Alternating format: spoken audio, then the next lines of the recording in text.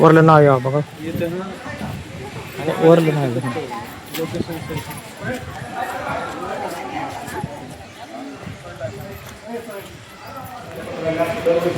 हा दिन साजरा करण्यात येणार आहे. आता या ठिकाणी विधवा महिला ज्या असतात त्यांना विधवा न म्हणता एकल महिला असा उल्लेख प्रत्येक ठिकाणी शासन करणार आहे. आता त्याच्यापुढे विधवा महिला शिवण्यासाठी जे काही योजना असतील तर एकल महिला असं त्या महिलांना समाजामध्ये वावरत असताना कुठल्याही प्रकारचं कमीपणा जाणवणार नाही. सर्वसामान्य महिलाप्रमाणे त्यांना जीवन जगता यावं त्यासाठी शासनानं एकल महिला हा शब्द वापरण्यासाठी सर्वांना सूचित केलेला आहे. यापुढे एकल महिला ही सन्मानजनक संज्ञा वापरून सर्व महिलांना आपण या ठिकाणी प्रत्येक वेळी सन्मानित करायचे आहे. समस्यांवर चर्चा करणे गावातील ज्या एकल महिला आहेत त्यांना ज्या काही अडीअडचणी असतील तर प्रत्येकाला वेगवेगळ्या प्रकारच्या अडचणी असतात. सामाजिक किंवा गावात त्यांना काही अडचण असेल, कुटुंबात असेल किंवा ज्या काही त्यांना समस्या असतील त्या शासकीय स्तरावर किंवा ग्रामपंचायत स्तरावर येऊन मांडू शकतात. त्यांना जर काही अडचण असतील, कौटुंबिक काही अडचण असेल तर त्यांनी ग्रामपंचायत स्तरावर माहिती दिली तर आपण त्याची योग्य दखल घेऊन त्यांच्यावर ते योग्य काम करणार आहे. त्यांच्या अडचणी जास्तीत जास्त प्रमाणात त्यांना सोडवता येतील त्याचा प्रयत्न शासन स्तरावर होणार आहे. त्याचप्रमाणे ज्या महिला आहेत आपल्या एकल महिला त्यांच्यासाठी ज्या काही योजना असतील त्यासाठी आपण माहिती देणार आहे. रोजगार व बचत गट रोजगार स्वयंरोजगार याबाबत मार्गदर्शन करायला गेलेलं आहे. रोजगार म्हणजे कसं तर आपल्या गावात जे बचत गट आहेत उमेद अंतर्गत स्थापन केलेले त्या बचत गटामध्ये महिलांचा जास्तीत जास्त सहभाग असावा. एकल महिला ज्या आहेत त्या 100% बचत गटामध्ये समावेश व्हावा. बचत गटामध्ये कसं आहे तर तुम्हाला स्वयंरोजगारासाठी चांगल्या प्रकारे कर्ज भेटतं. त्याचे व्याज दर कमी असतो. म्हणजे बिनव्याजी कर्ज पण भेटतं उद्योगधंदा सुरू करायला किंवा कुटुंबातील आपल्याला व्यवसाय सुरू करण्यासाठी स्वयंरोजगारासाठी बचत गटात जास्तीत जास्त महिलांनी सहभाग घेणं गरजेचं आहे. तुम्ही जर त्याच्यामध्ये बऱ्यापैकी बचत गट असतील सहभागी ज्या काही नसतील की उमेद अंतर्गत जी बचत गट आहेत त्या चांगल्या प्रकारचे गट आहेत की शासनामार्फत उमेद अभियान चालवलं जातं. त्या उमेदमध्ये जे कोण समावेश नसतील त्यांनी आपल्या जवळच्या बचत गटाला संपर्क साधून प्रत्येकाने बचत गटात आपलं नाव नोंदवा. बचत गटात असेल तर त्याच्या पुढे सर्व लाभ भेटणार आहेत. चांगल्या सुविधा भेटतात, कर्ज भेटतं, व्यवसाय उद्योग सुरू करण्यासाठी चांगल्या व्यवसायात बिनव्याजी कर्ज भेटतं त्याच्यामध्ये.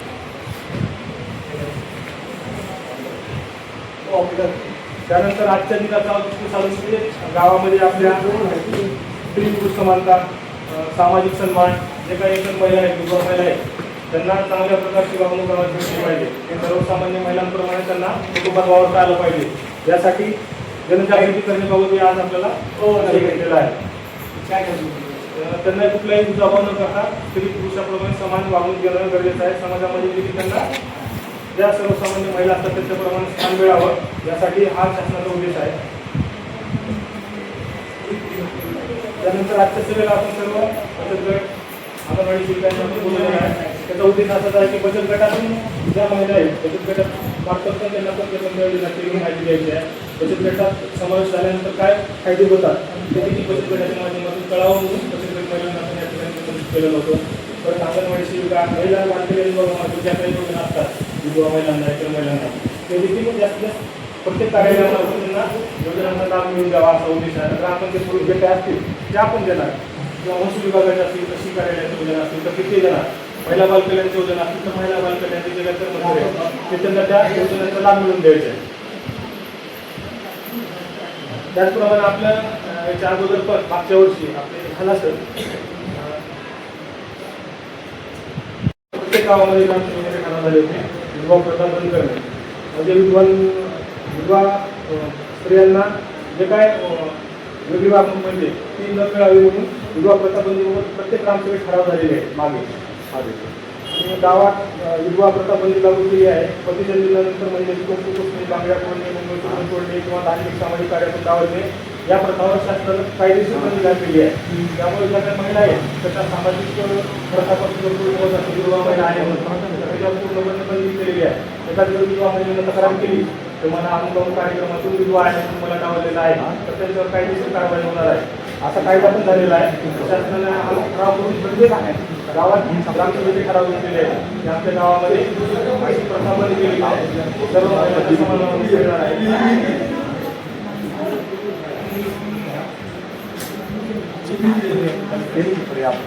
कलेक्टर आपण काय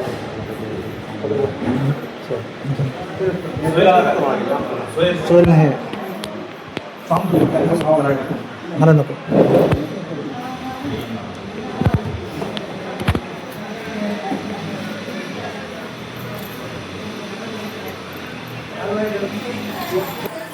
ऐकायसाठी आले होते.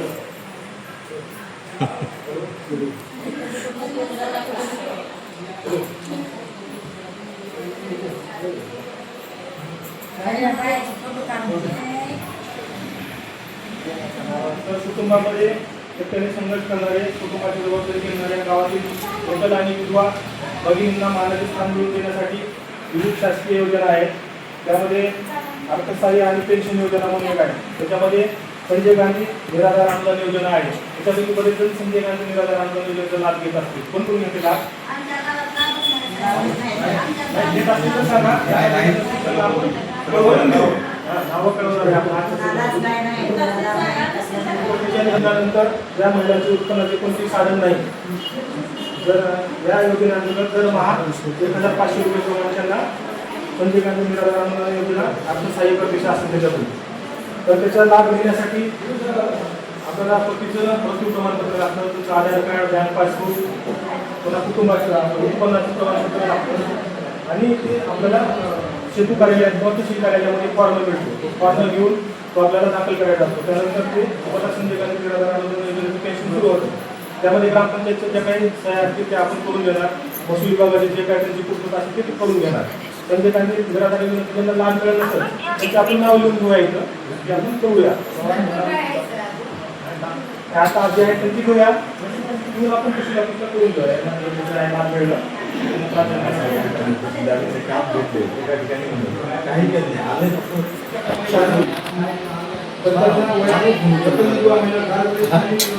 महिलांसाठी योजना लाभ आहे. त्यांचं नाव BRD आहे. त्यांना 65 वर्षानंतर PF श्रावणबाळ योजना म्हणून पेन्शन मिळावं. त्याच्यामध्ये पण ते पण पेन्शन योजना त्याला विशेष कागदपत्र प्रमाणपत्र, उत्पन्नाचं प्रमाणपत्र, आधार कार्ड, सर्व योजनेसाठी कागदपत्र आहे. त्यानंतर आपलं जे काही ग्रामपंचायत योजना असतात, रोजगार हमी योजना असेल किंवा घरकुल योजना असेल, आपण प्रधानमंत्री आवास योजनेचा आता खूप यादी झालेले आहेत. आता जर तुम्हाला घरकुलची आवश्यकता असेल, तुला जर प्रधानमंत्री आवास योजनेचा सर्वे आला तर त्याच्यामध्ये आपण प्राधान्यानं विधवा महिलांना प्राधान्यानं वर सिरियल नंबर त्यांचा वर घ्या असं सांगितलं. म्हणजे आता समजा 100 लोकांची यादी तयार झाली गावामध्ये, विधवा महिलांना प्राधान्यानं 1, 2, 3, 4 असे पहिले सांगा लाभ द्यायचे. म्हणजे आपण त्याप्रमाणे 8 दिवसात लाभ द्यायचे.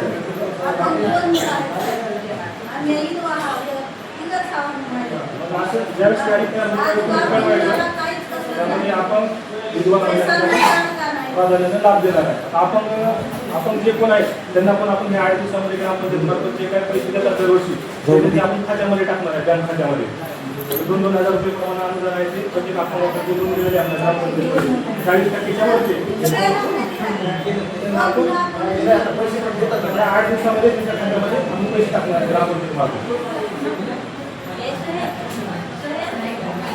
त्यानंतर जे काही विधवा महिला आहेत त्यांचं आपलं ग्रामपंचायतीकडे जे काही काम असेल तुमचं, तर तुम्ही किंवा शासनाच्या कुठल्याही इतर विभागाचं काम असेल तर ते ग्रामपंचायत तुम्ही संपर्क साधा. तसं आपल्या मार्फत शासनाला कळवायला सांगितलेलं आहे.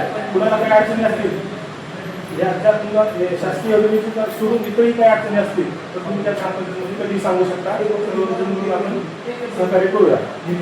तर त्यानंतर आपल्या ग्रामपंचायत मार्फत जे नमुना नंबर 8 रजिस्टर असतं, ज्याचा विधवा महिला असतात, पतीच्या नंतर काय दिसेल त्यांच्या नावावर घर होतं, तर ते देखील आपल्याला आजच्या अनुषंगाने पत्रात सांगितलेलं आहे की भौतिक प्रमाणपत्र त्यांचा एक अर्ज आपल्याकडेच आहे. ते घेऊन कायदेशीर पती पत्नी आता नाव लागत आपल्याला आहे. त्यामुळे पतीच्या नंतर कुठल्याही प्रकारचा म्हणजे वेळ न करता पत्नीच्या नावावर आपण घर करून देणार आहे. समजा आता पतीच्या नावावर कुणाचं घर असेल किती वर्षापासून बदलच केला नसेल तुम्ही, तर त्यांचं भौतिक प्रमाणपत्र आपला अर्ज भरून द्यायचा, तात्काळ आपण पत्नीच्या नावावर घर करून देणार आहे. त्याचप्रमाणे जे का मालमत्ता असतील त्याच्या नावावर 7/12 वगैरे तर ती तलाठी साहेबांना भेटून त्याच पद्धतीनं त्याद्वारे देखील वारसाप्रमाणे पत्नीच्या नावावर नाव नोंदवणार आहे ते. आणि अशा कार्यक्रमामध्ये त्यांनी सूचना दिलेल्या आहेत त्या सर्व विभागांना. पुन्हा रेशन कार्ड म्हणजे प्राधान्यपूर्ण योजना असते. म्हणजे प्राधान्यपूर्ण योजना जरी कुटुंबासाठी असते, रेशन मिळण्यासाठी ती कोणाची प्रकार तहसील कार्यालयामध्ये प्राधान्यपूर्ण योजनेचा अर्ज करून आपल्या ग्रामपंचायतीचा ठराव घेऊन प्राधान्यपूर्ण योजनेचा लाभ मिळू शकतो. त्याच्यामध्ये सवलतीचे धान्य मिळतं, ते धान्य प्राधान्य कुटुंबाला मिळतं. त्यानंतर योजना जर असेल तर तुम्ही पतीचा मृत्यू दाखला, उत्पन्नाचा दाखला, तहसीलदार यांचा Aadhaar card, bank passbook, ration card, रहिवासी दाखला आणि पासपोर्ट फोटो एवढं तयार करायचं. कुठलंही काम असेल तुम्हाला तर एवढं कागदपत्र घेऊनच तुम्ही गेला तर तुमचं काम होतं. त्याच्यातलं कुठलेही कागदपत्र नसतील तर विनाकारण चक्राव होतं. त्याच्यामुळे एवढे कागद तयार ठेवायचे आणि हे सगळे कागद तुमच्याकडे असणारच आहे. मृत्यू प्रमाणपत्र असतं, आधार कार्ड असतं, बँक पासबुक असतं, फोटो असतात. एवढे कागदपत्र कुठल्याही योजनेसाठी लागतात आपल्याला. हां, उत्पन्नाचे काढून ठेवतो. ज्यावेळेस गरज आहे त्यावेळेस काढायचं उत्पन्नाचे, कारण 1 वर्षाची मुदत असते त्याला. त्यावेळेस गरज असेल तर तात्काळ काढून ठेवतो. 3 वर्षाची तुमच्या काही म्हणजे समस्या असतील, तुमच्या काही मागणी असेल तर ते आपण देऊन घेणार आहे. बरेच जण म्हणजे संध्याकाळी तुम्हाला मिळाले त्यांनी नाव नोंदणी घ्या, आपण दुसरी यादी करून देऊ. असं आमची सभा झालेली आहे. त्याच्यामध्ये एवढ्या महिला म्हणजे पात्र आहेत, त्यांना लाभ मिळत नाही, त्यांना लाभ मिळून द्यावा. तुम्ही काय करायचं, फॉर्म घ्यायचं. आपण पण कामगारच आहे तिथं, पण आपण फक्त करून तिथे लाभ मिळत नाही तुम्हाला. तुम्ही सुद्धा पाहिजे त्यांचा फॉर्म घेऊन त्यांना जे काय आवश्यक कागदपत्र आहेत ते कागदपत्र पूर्ण करावं लागते. कारण तहसील ऑफिसमध्ये फक्त आपण नाव कळवून तुम्हाला लाभ म्हणून तुला लागते. आता बरेच जण म्हणतात की आम्हाला काहीच लाभ मिळत नाही. फक्त इथं आम्ही सांगितलं की मिळत नाही, तुम्ही तिथे गेलं पाहिजे, तुमचे लागते, तुमचे कागद लागतात. ग्रुप बनवलं ना, बनवून एखादं कागदपत्र तरी चालतंय. कसं नसतंय तुमच्यामध्ये एकत्रितपणे येतच नाही. मोठा कर कॅमेरा, फोटो घेतो. तुम्ही कुठं चाला, तुमचा बी आहे म्हणा.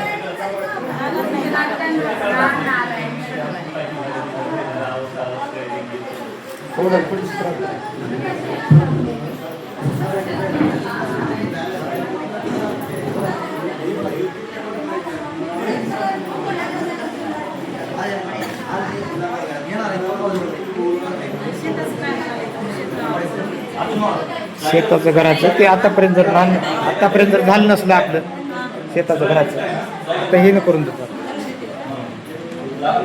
ते 8 नंबर 8 असतील ना घराचं, ते काढून देतात. ते याला काय करायचं, शेताचं ते तिकडे जायला आपल्याला होते. फक्त घराचं नमुना नंबर 8चं.